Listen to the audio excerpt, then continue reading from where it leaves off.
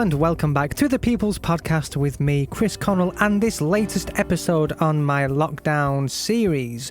Coming up on this week's episode, I will be discussing about a few things that have happened this last week and possibly where we are going to in the future regarding this COVID-19 lockdown.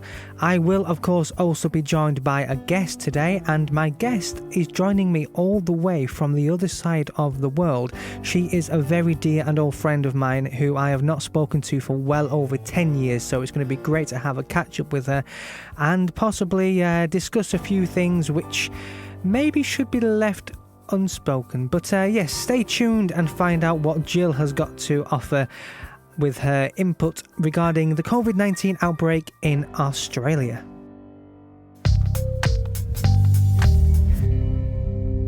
So yes, it is week number 7 and lockdown looks as if it might be getting a little bit more relaxed in the next few days.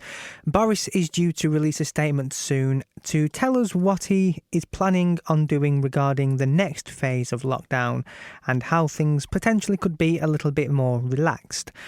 Now, in the news this week, there's been quite a bit of coverage, and also it's been all over social media as well, of Blackpool.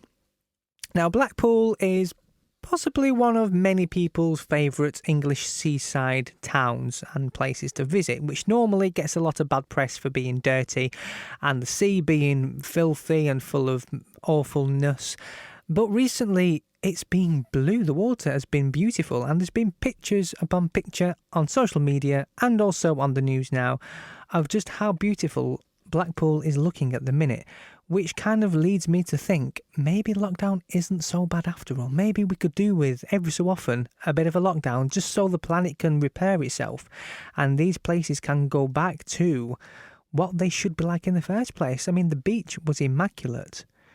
And yeah, that's how good is that, you know, because Blackpool is known for, if you put your toes in Blackpool water, you'll lose a foot or you'll grow another foot or it'll go green, you know. It's kind of like sewage sort of joke thing. But, you know, yeah, but Blackpool is getting back to a lovely little pretty beautiful self. And also in the news, Boris is doing what he can to relax lockdown and lead us into the next phase. So where we go from there, you know, God only knows, I guess. But I think it is, things are heading in the right direction. Garden centres are set to reopen. McDonald's, oh yes, McDonald's is set to reopen soon. Not where I live, but in other places of the country, McDonald's are reopening. So, OMG, I might be able to get my Big Mac sooner than what I'm thinking. So that's also good. Another thing which is also good was VE Day on Friday. That was 75 years since we officially finished the World War. And so there was lots of celebrations going on all around the country with that. And people were taken to the streets and singing to the public and things. And there's been lots of coverage on social media. Lots of people having little street parties as well, which is good. It's good to see people having fun and sticking to the social distancing rules because, yes, we are still under lockdown. And of course, with the good, there is always the bad. And there were some people who were not sticking to the rule and were breaking the rule. And if you ask me, quite frankly, you are silly because we are still in lockdown. Boris has not said anything yet. There's just rumour has it that things are going to get a bit more relaxed in the next few days, but that doesn't mean we should all be running out and doing stuff. And you know, we need to still take it serious because it's still out there and it could resurface at any moment. So it is, you know, stick to the rules and still keep being careful because it is not over yet. We are a long way away from it being over. And while I am on a topic of a bit of bad news, something else was in the press which really angered me. And I'm not going to talk too much about it because I will get on my soapbox and start having a rant. But in Salford, there was a burglary theft. Some lovely people thought it would be great to break into a warehouse factory that makes PPE, and they have stolen over £160,000 worth of PPE, mainly face shields. So all the stuff that has happened recently with there being a shortage, and people doing a good thing and making face shields from scratch and giving them away and supporting people. Some lovely people, I'm choosing my words very carefully, went and stole them all. So well done you. How does it feel to be an absolute wonderful member of society? I can think of another name for you, which is also another name of a member, but we'll leave that one there, shall we? On with the podcast and my next guest. My guest today is joining me all the way from Australia, the other side of the world. And I must say, we pre-recorded this interview because of different time zones and things. And it was so bizarre because it started off on Friday evening and I was watching the last leg.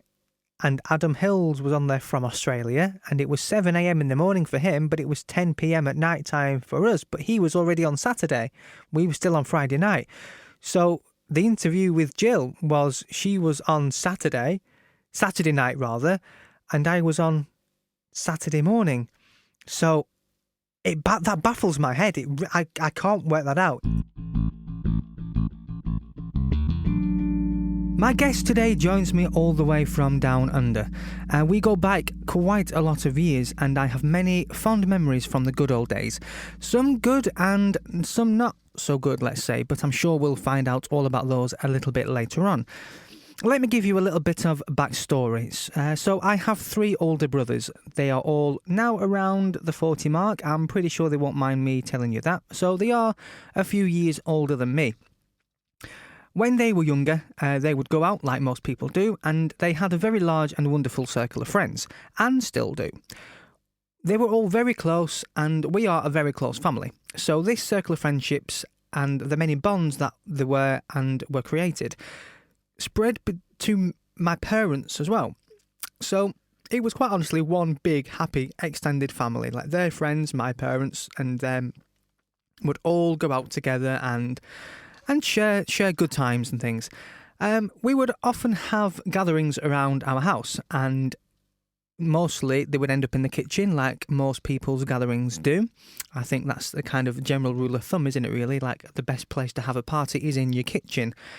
But if tables could talk, then let me tell you, our then kitchen table would have a lot to say because there was nothing that wasn't off topic.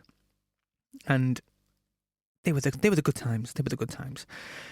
Now, I would have been around about 15 or 16 maybe, and when my parents were going out to the local or, for a night out somewhere, and they would be going with my brothers and the circle of friends, I would often be taken along to join them, so I wasn't left alone, bored at home on my own. Yes, I hear you say, where was all my friends at this time? But let's be honest, if you had the choice of staying home with a load of boring 15-year-olds or going out to the pub with a load of, inverted commas, adults, it's a no-brainer. So off I went to the pub with my parents and brothers and friends. So this very close circle of friends, they adopted a younger brother, and even now, at the age of 30-something, I am still known as Little Kris, and I would not change it for the world. But really thinking about it, what better ID did a teenage lad need? I had my parents with me in the pub. It worked every single time. Now, I could talk all day about these times because, like I said, they really were some of the best times ever, and there are lots of stories to tell. And again, I'm sure we will discuss a few of those later with my guest for this week's podcast. Even the times when I was much younger than my brothers were and were not able to go out and they had to sit in and babysit me, these two were some very classic and good times of my life. And I'll tell you what, watch this space because I'm pretty sure I could make a podcast out of that as well. And who knows, might even get the brothers on with me and we'll all have a chit chat because, well, I'll have to think about that because I think there might be things which it should best stay in the past, actually, thinking about it now. But anyway, we'll see what happens. So it is now time to bring on my guest all the way from Australia. Like I did say, this interview was pre-recorded for time zone reasons, but it's still it was enjoyable to have a chat with Jill. So go and have a listen, and I will see you on the other side.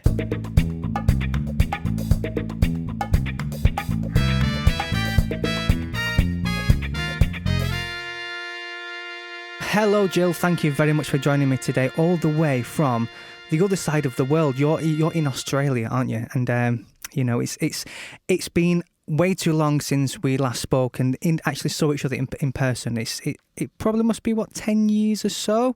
It would be, yeah. A long time. Well, a long thank you time. for having me. Oh, I think the last time I saw you was probably Mill Hill Festival. That's even I longer came than up for my dad's birthday just before I came to Australia, and luckily the weekend I came up to see him, it was Mill Hill Festival, and so I got to see everyone before I came over.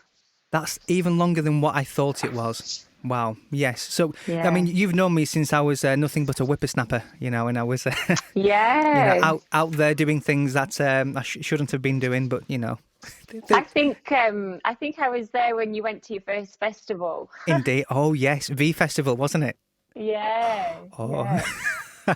No, that I saw the photos got resurrected online they recently did as well. Good time. Yes. It only seems like yesterday, and it does. It's crazy, isn't it?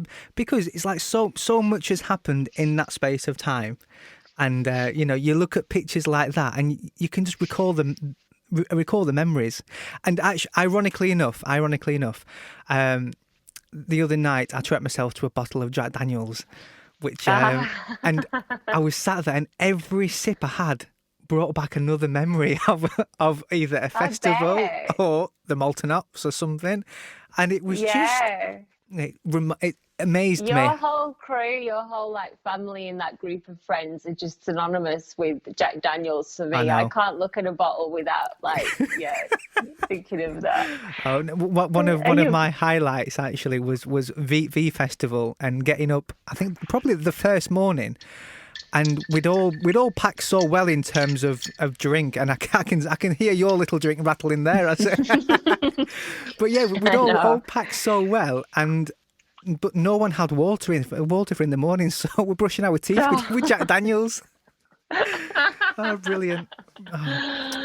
They were the good times. Oh, indeed, the good times. I mean, I know I mentioned in my introduction that the Molten Ops, we can mention Molten Ops' name because it's no longer there now, is it? So it's but the Molten Ops as it was proper when it was the proper pub was probably the first time where I experienced being drunk and really projectile vomited all over, which was I'm not being blamed for that. That was my older brother Adam who he was to blame for that, but.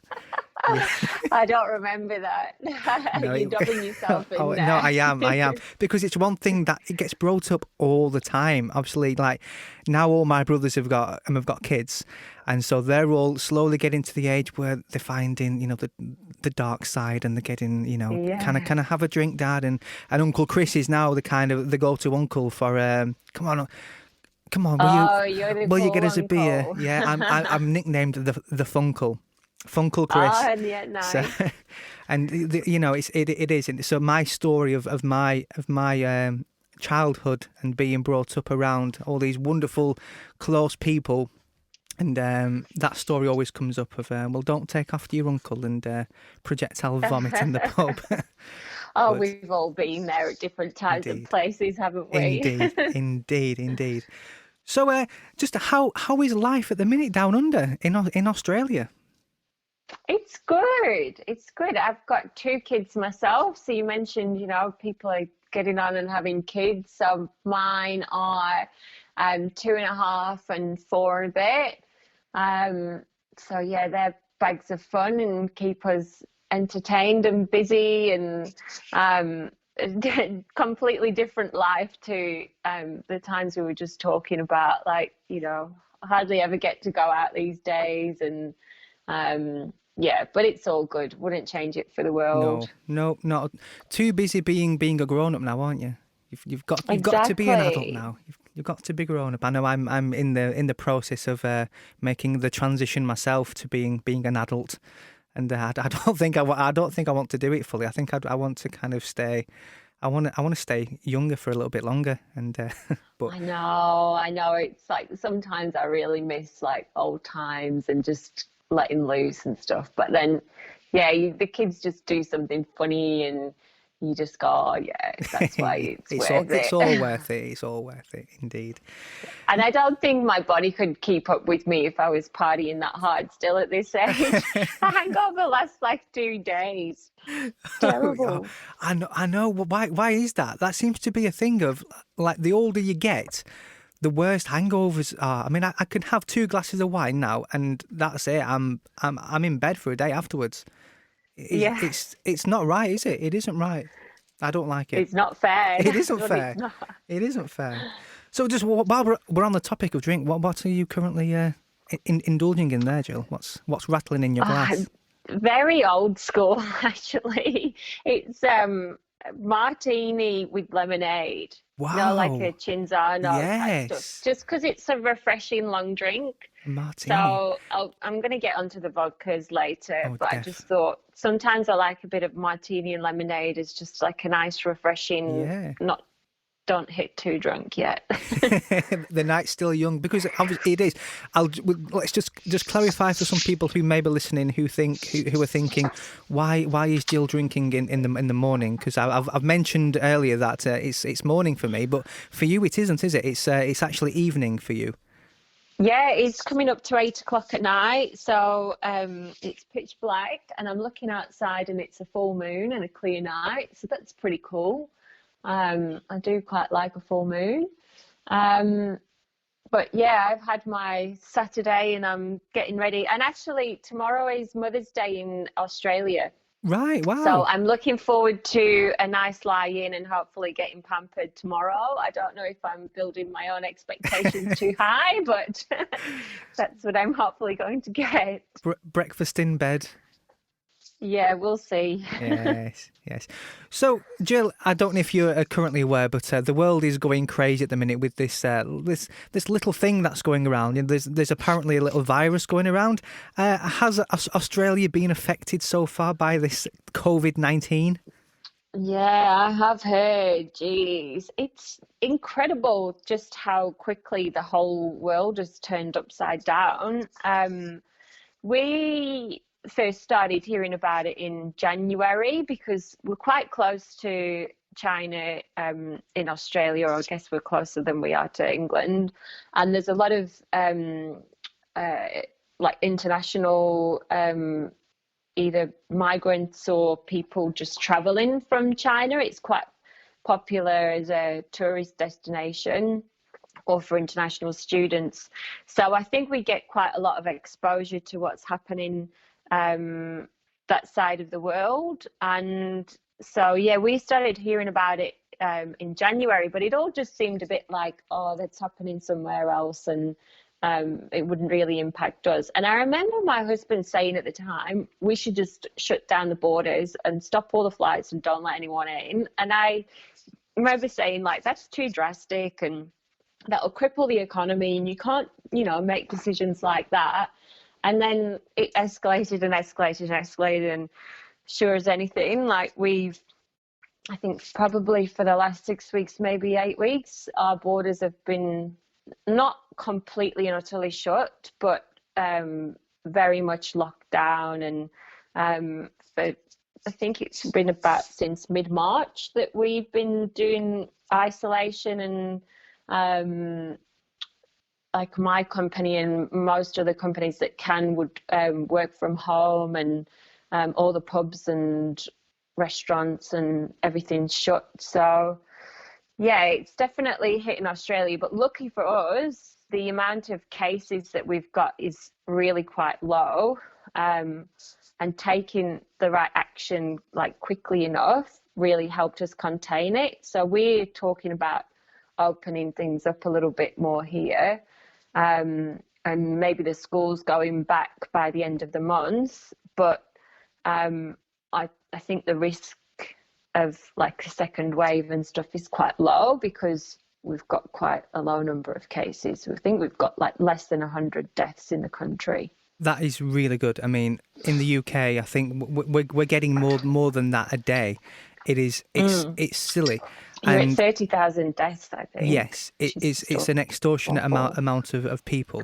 And what's become clear to me is the more people I speak to from different countries, is that we seem to be, as our government. I don't want to speak ill of the government, and I don't want to kind of get into politics and things, but it seems to be that maybe we haven't done it quite right. We've not been so strict because, you in Australia locking down your borders. Someone I spoke to who lives in Dubai, they had curfews and you needed permits to leave the house. That seems to have worked because both countries there are coming towards the end as such, and the impact that it's had has been nowhere near what it has been like in the UK. I think it's a tough one. So I've got a few different opinions on this. As I said, we get quite a lot of exposure to Asia, and they've dealt with SARS in the last 10 years or so. And so they've had exposure and experience dealing with a pandemic situation. So they got on top of it really quickly, and I think we could learn a little bit from them. But in Australia, we still had a bit of a laid back attitude, and we had to learn from some mistakes ourselves. So the biggest spread of the virus in New South Wales, where I'm in Sydney, was from a cruise ship called the Ruby Princess, and it's become a real national investigation, and I think they're going to do a royal commission or something, because we had this cruise ship. It wasn't even like an Australian company, but we allowed them to dock and we allowed people to keep coming off the ship even though there were cases on the ship. And you know how things, travel so rife on the likes of a cruise ship, and that probably was the root cause of, I'd say, at least a quarter of all the cases that we've got, maybe even more.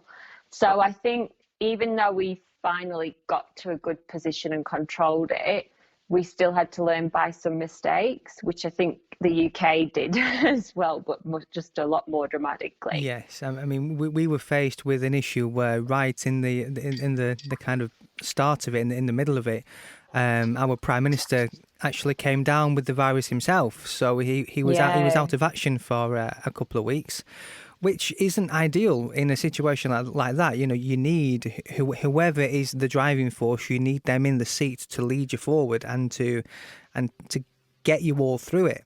Which was it was a bit of a hurdle, but he recovered from it and is out there now and is back in the driving seat, and we'll just have to see where it goes. You said you're coming to a point where your lockdown is going to be lifted.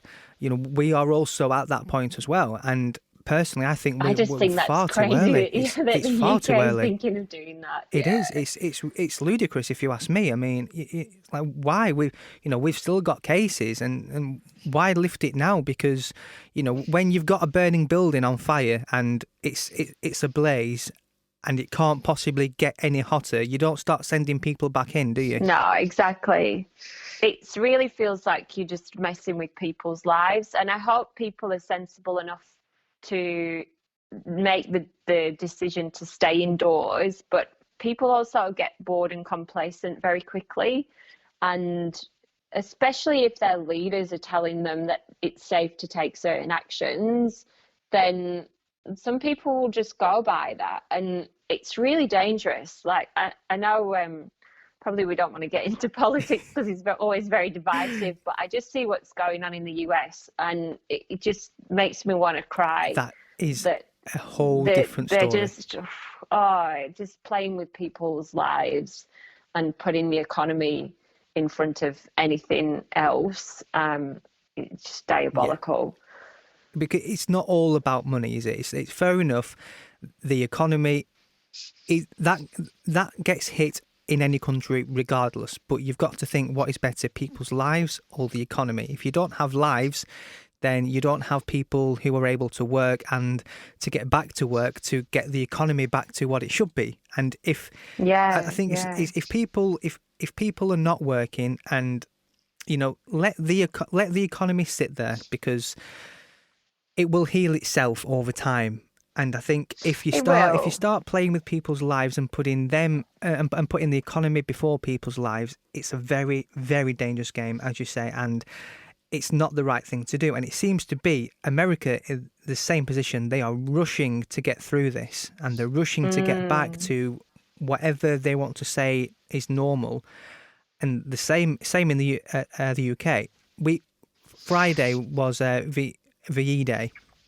So, and the amount of people who were having street parties and things, which fine as long as you're sticking to your social distancing rules. But what I found comical was the fact that we are still technically under strict lockdown. And this all has been released is Boris will assess what's going on in the next few days. But for some reason it's been, it's VE Day, so we can all have street parties now because Boris is going to start relaxing the rules. It's like, he will. But he hasn't yet. Like you said though about the borders, and I heard on the news today, and you said the same earlier around the UK is only just thinking about shutting down the borders. Yes. And I just can't believe that that's only a decision you're making now. Exactly. And I've heard stories on the news where people have said they just got on a plane, walked straight through the airport into England onto trains and just went anywhere from there. And I remember a similar thing happened in Australia probably like 6 weeks ago or so. I mean, things have travelled so quickly, time's flown by, but after a couple of weeks of those news reports going around, we started to take some decisive action, and anyone coming into Sydney International Airport had to quarantine in a hotel for 2 weeks. And they were in total lockdown with the police guarding them at the doors. And I think the measures like that have helped to keep things like this under control. But the fact that you haven't got that, especially with England being an island and being able to actually lock down borders much more easily than any other country in Europe, is just beyond me. It is.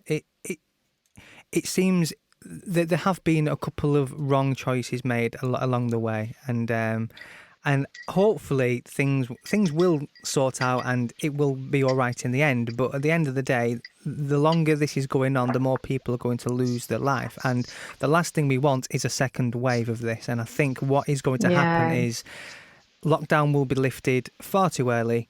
People will rush to get back out to the pubs and get back out socialising and doing what they were doing before, because people's lives are just so busy.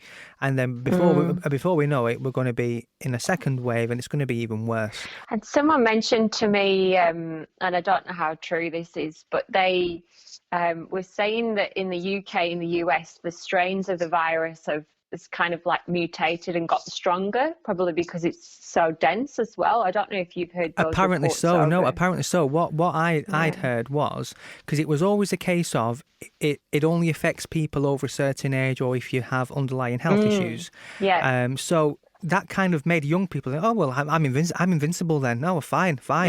And so before, quite possibly that is the case if you're adhering to the rules of social distancing, isolation, that sort of thing. But if you're just thinking, well, I'm young, so I'm not going to get it, so I'm going to go out and carry on as normal, which in the UK, I did personally see a lot of people doing that.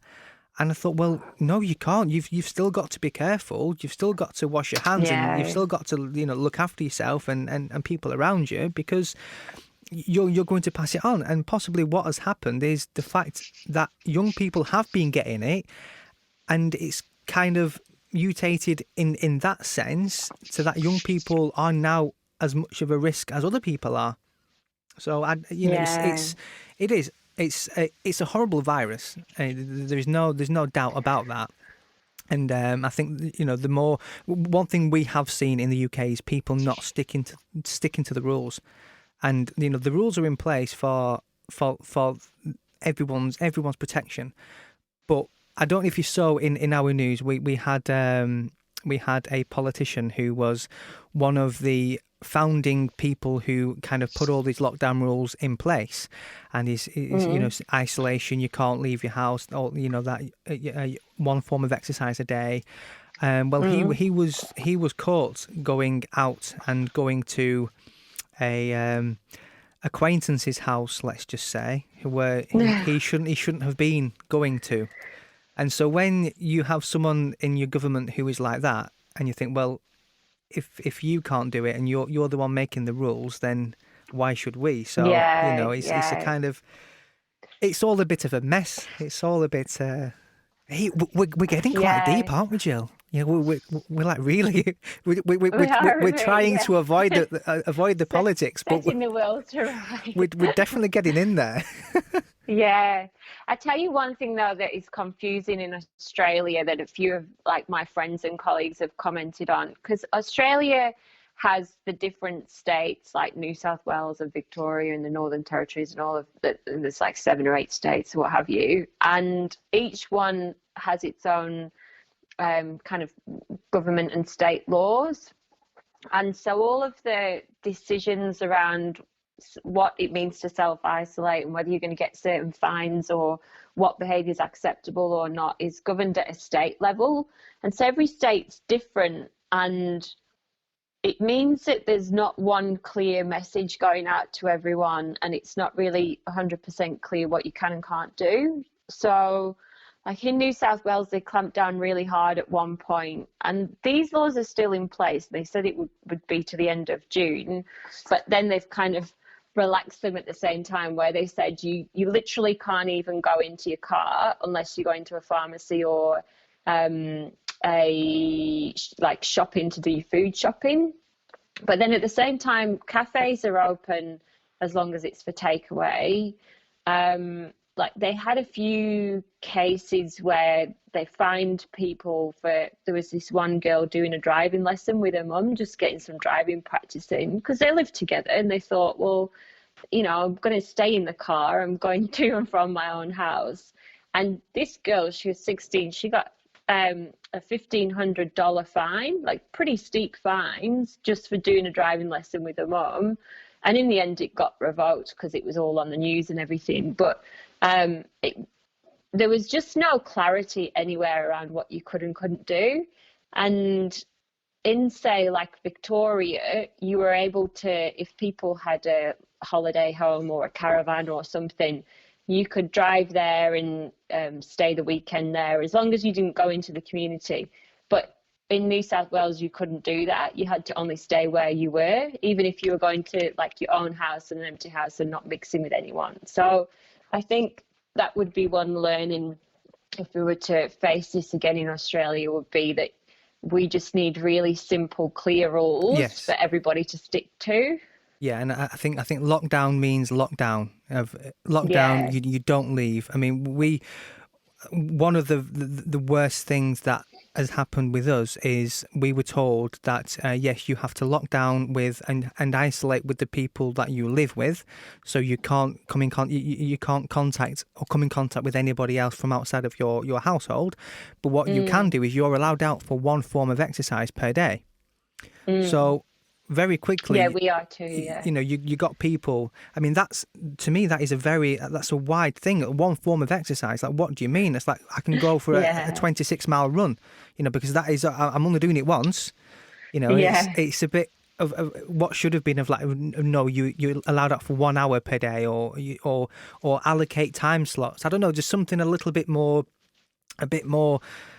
definitive of what you can and can't do as well. I think the one thing that really was a really bad coincidence for the UK was this hot weather hitting, because I know what it's like when you've been in a cold winter and then you get your first rays of sunshine and heat, and you just want to go outside and be with your friends and be in the parks, and it was so such bad timing that you had to try and lock down at the same time. When we entered lockdown, that first weekend, we had a heat wave, and it was recorded that I forgot what park it was, but it was a park in London, and they recorded over 4,000 people gathering in this one park just because of the weather.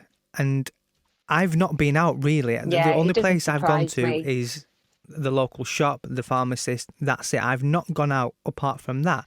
As much as I wanted to, I've just made do with sitting in the front garden, sitting in the back garden. And it's important because it's not all about going out Yeah. seeing your mates, and because it's nice weather, so let's go to the park. I've not even been out for walks and things because I think, well, why? Because there's not much point. I can't do anything. It wasn't something I did before. I never went out for a run or a jog. So why do it now? Because it's lockdown, and the only thing I can do if I go out is do it. It's people have used things as excuses to do stuff, and just generally just get a little bit silly. Like I've mentioned in past podcasts, people with dogs. I'm seeing people with dogs who I've never seen with a dog ever. And you think, well, why? It's just because that's one thing you're allowed out to do. You're allowed to take your pet for a walk, But silly. But Yeah. anyway, just since your move to Australia, just a little bit of a nosy question more than anything. What's been the most difficult thing for you to adapt to with different life? I don't know if much has been difficult to adapt to, really, like when it comes to life in Australia, because I guess when you compare the countries, we speak the same language, we eat pretty much the same kind of food. It's just got much nicer weather, um, and I feel like in Sydney I've got much more opportunities. So it's almost easier than back home. But the one thing that really is difficult is the whole time difference stuff, because you've got to really try and schedule when you chat to people, like calling up my dad, and I only really talk to him once a week, which doesn't sound very much, but you've got to work out like when is the best time for me, whether I go, okay, I'll do it in the evening, but then it's morning for them and they might be busy, or whether like mornings for me is a bit tough because I've got the kids and work and doing all of that. So, and probably like I obviously make the effort to talk to my dad, because I wouldn't just go for days or weeks without talking to him. But from a friendship perspective, I really have not put in the effort to stay like verbally in contact with friends. I Facebook stalk people and I'll make comments and send people messages, but having a good old chat on the phone just never seems like the right time, because I don't want to pester, when it's this time at night for me and I feel like chatting to someone because I'm nice and relaxed and maybe having a drink. It's the morning time for people in the UK, and especially anyone with families. That's a really busy time. You obviously have got children. You've got two children. So have you been having to homeschool as well? Well, now I'm lucky because my kids are 2 and 4.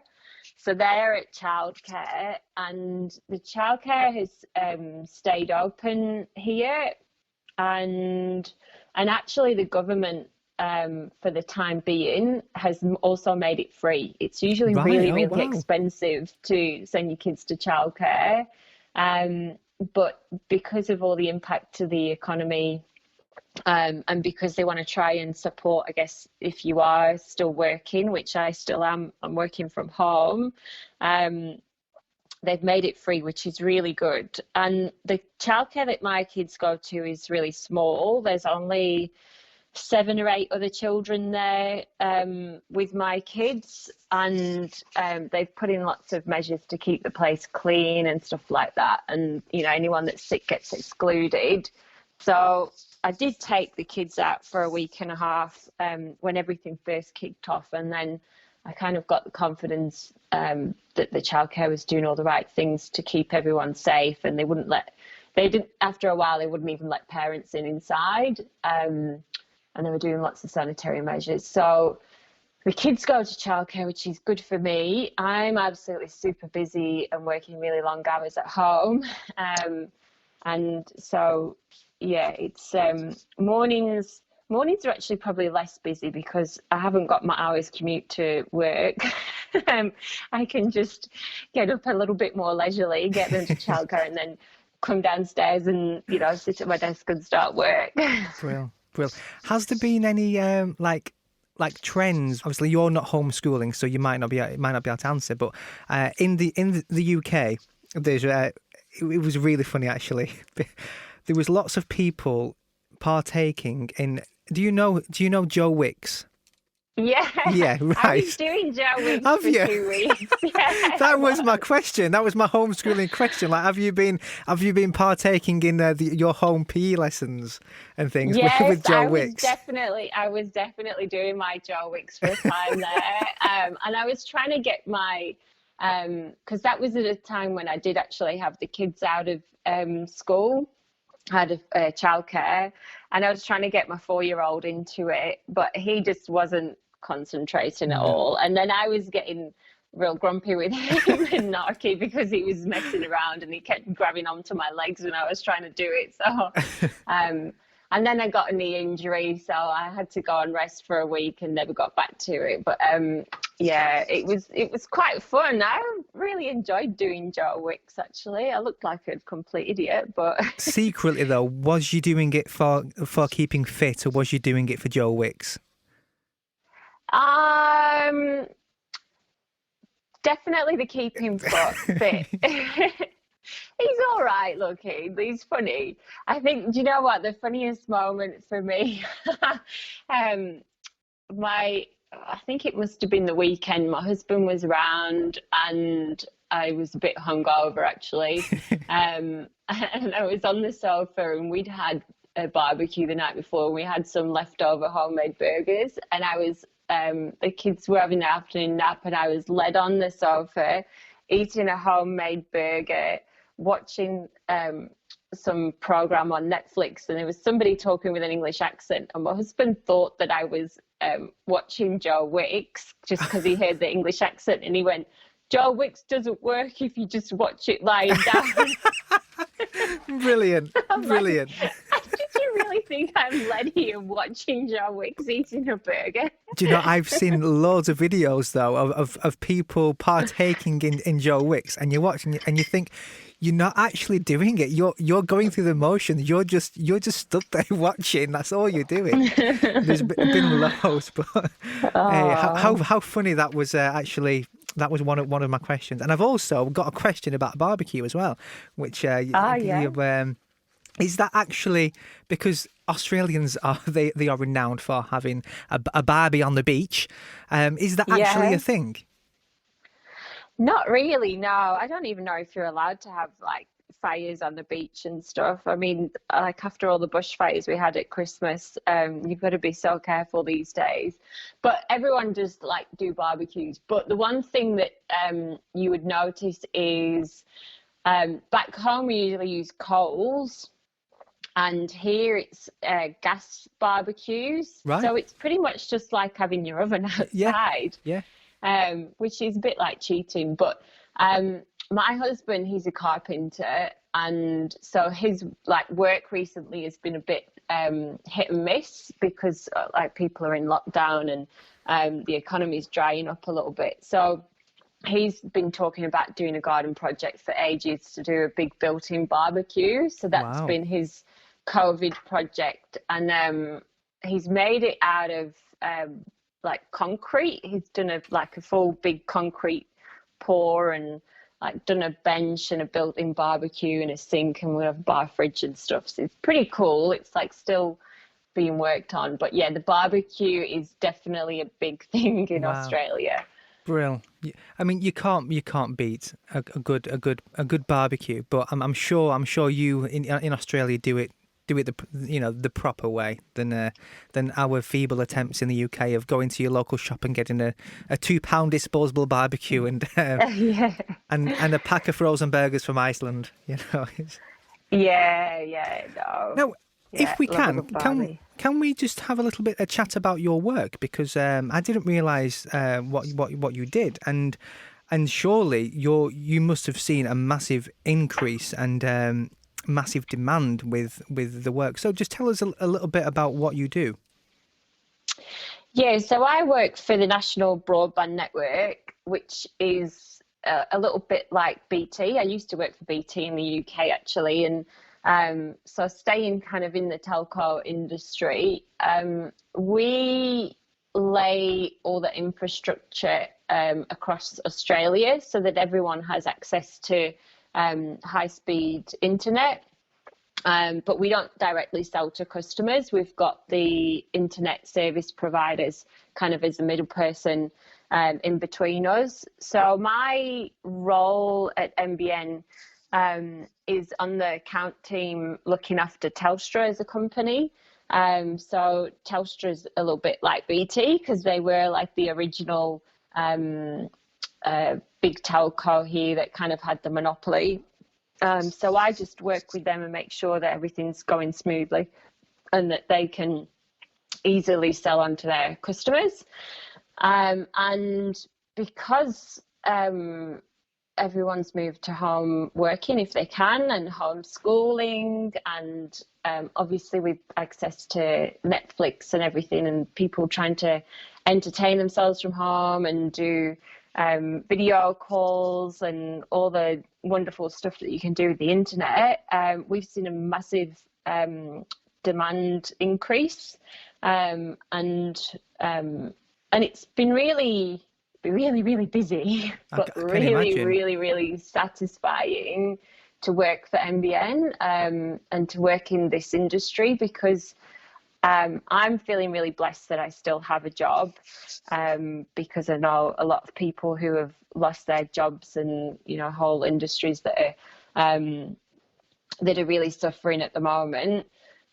So I feel really lucky for that, and the fact that I can work from home. And also there's a few of the different things that the NBN is doing to support Australia with different like relief packages, and we've increased the amount of throughput that people that the RSPs can sell, so that people get more bandwidth at home. So we've done that for free, and that's been quite public that we've done that. And we're doing a few different packages around supporting young families that didn't have access to the internet and have school children that they need to start homeschooling. So there's a few things that we can do that actually like makes you feel good about your whole role in things as well. So no, good. I mean, one thing we've definitely seen across the world is people doing that extra little bit to help other people out. And something like that, because one of my first guests, actually, right when I started doing the podcast, I spoke with a student and then I spoke with a teacher, and we just got their opinions on things. And they both said how not everybody has got access to the internet, so not everybody is able to go and learn from home and go and do whatever course they're doing at school or college, are able to go and do it at home. So they will suffer. So a company like yours, who is actually offering that extra little bit and that thing of maybe a package to someone who might not have internet access, but you're able to kind of carry on working from home or doing something, that it's really good, because it's giving them the option to carry on doing what they should be doing normally, but doing it in lockdown. Yeah, no, it's really good. It makes you feel good about going to work, and it makes you feel like you're actually doing a difference and making a difference.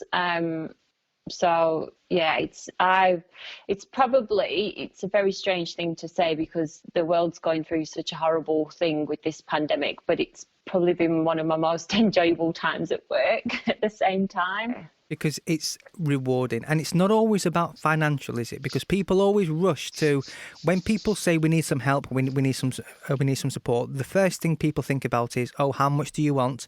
Are you after money? But it's not always about that. It's about doing something else, something different that will help people in another way. And internet, we have all realise just how important the internet is, and Yeah. just for keeping in contact with people. And you do take it for granted in a way. I know, for one, I would be lost. If I didn't have the internet, I would be lost. Yeah, I think we all would be. I think to myself, just imagine if it was 20 years ago and we were all in lockdown. I mean, you wouldn't know any different, would you? You wouldn't, no. Like back in the day when you had 4 different channels on the TV and that was it. And yeah, we have access to so much to keep us entertained, and all the amazing stuff that has been going on with like the National Theatre putting things online for free, and libraries and museums doing virtual tours, and there's a lot of creativity that's going on the back of this, that's really good to see. Yeah, it is, and also people who are able to live stream as well. So you've got singers, and you've got performers out there, bands they're able to also live stream something. And it's just, I think without the internet, this would have been a total different situation for everybody. And I'm just actually thinking about it now. Like what would have been worse, like having no internet or having dial-up internet? I think dial-up would be, because it would be teasing you of like, well, I'm almost there. You can almost do that, but you can't. But anyway, well, Jill, we're coming towards the end actually now. I just have one more thing on my little list to ask you. Well, I've got a couple of things, but I'll start off with this one. This is the last one in terms of COVID and things. What are you looking forward to doing after lockdown? Do you know what? Talking of our big barbecue that my husband's been building, just I think having groups of people over, and like I said, you know, we don't usually go out partying that much. Finding babysitters and all that isn't all that easy, but we do like to have people over, and we've got a nice garden, and the kids can run around and you can relax because you're not like, you know, wondering whether they've run off somewhere or whether they're in someone else's house breaking someone's vases or something. At least if you're at home, you can relax. So just doing that, I think. Yeah. What about you? Me, I think I'm looking forward to being able to get back to work. And also getting some socialness. No, I can't. That's not a word, is it?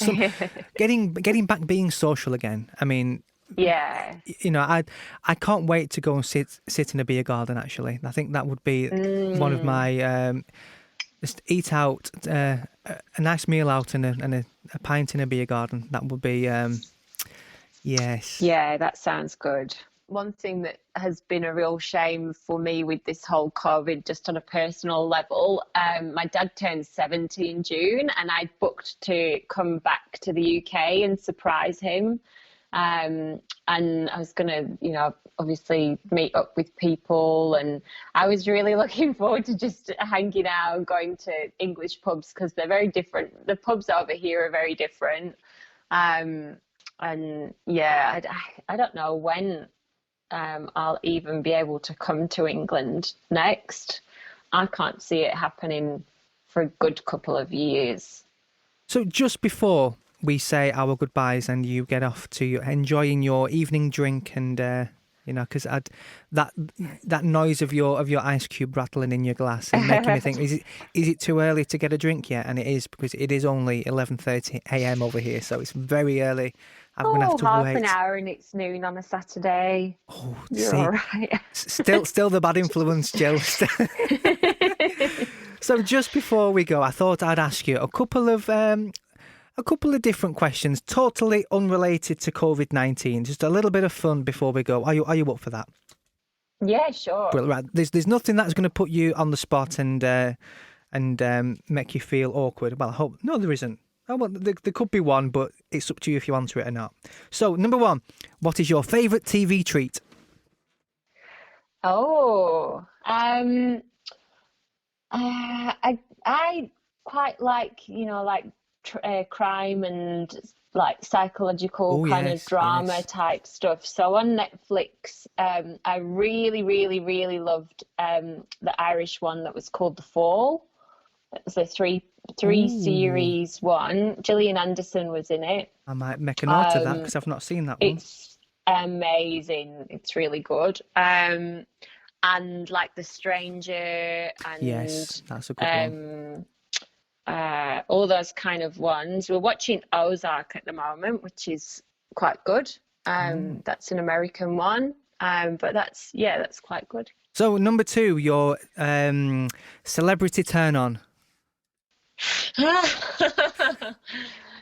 Oh gosh, I'm really not all that bothered about celebrities. No, I mean, I guess it's like probably just the obvious ones like Brad Pitt, although I don't even know what he looks like these no, days. he seems to have he's vanished, hasn't he? He's no doubt he'll make a Yeah, comeback with Ocean's 27 or whatever number it is they're up to these days. probably. So question number three is pointless then, because question number three would be celebrity turn off. But if you're not too bothered, then I can immediately tell you that one, but we're getting oh, into politics again. w- If I just say he's like got orange skin and a oh, rug on his head. yes, I can agree with that one. Yes. So favorite takeaway. Oh, Thai food, without a shadow of a doubt. Yeah, so like chicken Thai green curry. Oh, oh, sounds very Yeah, I nice. love Thai food. Lovely. So, next question. Your favourite alcoholic beverage? It depends entirely what the weather is doing and the time of day. So a nice sunny afternoon, probably some bubbles or some Aperol spritz or something. Um, if it's cold and it's dark, then it's got to be red wine. If it's a Saturday night, maybe I'm going to go and make some vodka lime and soda. So you have to It all sounds very, ask very me depending exotic. on the time of day. Brilliant, brilliant. So, what would be your go-to TV or Netflix snack? We love popcorn. I Popcorn. think everyone does, and Yes. chocolate. Yeah, popcorn and chocolate. Do Yeah, do you want to know mine? In fact, go on. I'll tell you what. I'll tell you what. If you can guess mine, I'll pay your mortgage for 12 months. I was just about to say a bag of quavers. No, I have no no. idea why. Maybe just Right. like the English accents made me think of quavers. Go on, tell No, me. I have got the most. Well, I think it's obscure, but it's actually getting more of an addiction than it is a snack now. Do you know? Do you remember when you used to go to Morrison's salad bar Right. and they had like crispy onions, freeze dried crispy onions? Yeah. Them. I sit and Oh with a my bag. God. My cupboard is full of bags of onions, and I sit with a spoon, and I kid you not, I spoon That's them so into my random. mouth. But honestly, it's become. I go into the kitchen now to make a cup of tea, and I've got to open the cupboard and have a mouthful of onions before I do. It's You must scary. smell delicious. Oh, I know. It's a good job. I mean, I'm in lockdown, isn't it? Hey, dear Oh me. my God, So, that's funny. so Jill, just if you dare answer, what has been your most embarrassing moment? In my life, oh Well, just God, yeah, in life or in general, or I don't know. There's far too many to think of, and oh, I can't brilliant, even think of any now. But brilliant. I kind of like, I don't know, because I almost don't embarrass all that easy. I've kind of just got a laugh it off Yeah, attitude. But I'm sure there's been heaps of stuff that I've done that's been really just stupid and embarrassing. I just can't think of any. just possibly too drunk to remember them. Oh yeah, definitely. Yeah. Brilliant. So last one then, Facebook or Twitter? Oh, Facebook. Facebook, Yeah, I yeah, don't definitely. Facebook all don't the way for really me. tweet. Yeah, like I say, I can do more stalking on Facebook. Yes, yeah. Oh, and it is, and you end up feeling a little bit guilty, don't you, when you're kind of looking up people and you're scrolling through the news feeds and looking at the pictures and you think, oh, is this wrong, or what is am I going to be judged, for doing this? It's a bit creepy, but that's what it's there for, isn't it? It's there because you are there to keep in contact with people and be friends with people, and and to be a little bit In nosy. fact, I'll tell you a funny story. I don't know whether this counts as embarrassing or not, but I incidentally stalked my husband before I'd ever even met him. Brilliant. And I didn't even realize until after we'd met. And then my friend, because I was friends with his sister for a while and didn't even know she had a brother. And then my friend was like, "Oh, you're the guy who I was talking about meeting the night before." She's like, "Oh, he's Oscar Thompson," and mentioned his name or something had been tagged in a picture, and he has a different surname to his sister. And then I recalled the name because I was looking for somebody else who was called Oscar at the time. And then I went, "Oh God, I remember stalking him for a little while." Brilliant. And it was months later. Brilliant. And now we're married. Wow. Well, that sounds like fate. Maybe, yeah. Fate brought you both together. And see, it pays to be a little bit nosy, doesn't it? Yeah. It does. And I'm always being told off my mum that it's not being nosy, Kris, it's being vigilant. And that's exactly what it is. So it's being vigilant because, you've got to be vigilant. You've got to know exactly what's going on. So, well, Jill, it's been lovely having a catch up with you. And, yes, you and too. having a chat. And I'm sure you'll get over to the UK soon to see your dad and things. And if you are, give us a shout and we'll meet up for a Jack Daniels. Yes, yeah.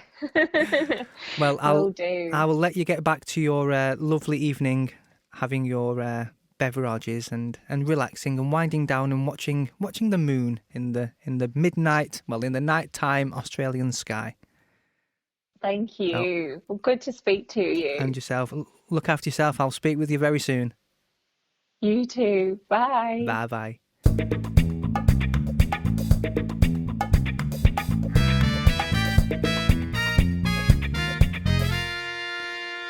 Well, thank you very much, Jill, for that wonderful chat and that wonderful catch-up as well. We did discuss quite a few topics which we could have got a lot more deep into, but I don't want to get involved in politics, I know. Do you know, one day I'm just going to let loose and just do an episode and just rant away and discuss everything. So if you want to join me on that, get in touch and you can be my ranting partner, and we'll put the world properly to rights. Anyway, you've been with me for far too long now, so it's about time you went back and enjoyed your day and get back to what you was doing, as I know I'm going to be going and sitting out in my back garden in the sunshine. So that is all from me. Join me again next week where I will have yet another guest and we'll be having another chat and delving into some other innocent and poor victims' life and find out what they've been up to during lockdown and how they have been affected. But until then, keep being safe, keep being careful, and most importantly, keep washing those hands.